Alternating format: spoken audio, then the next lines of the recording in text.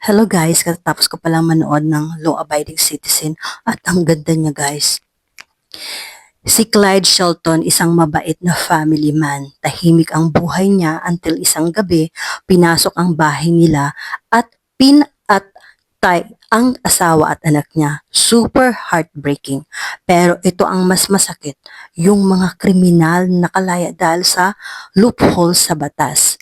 So, si Clyde sabi niya, ganun ha, sige, ako na lang ang magtuturo ng leksyon.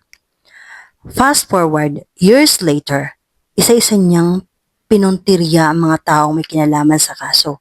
Matalino siya, teachy, parang may PhD sa revenge theology. Kahit nakatulong na siya, may mga nangyayari pa ring boom sa labas, as in mind games galore.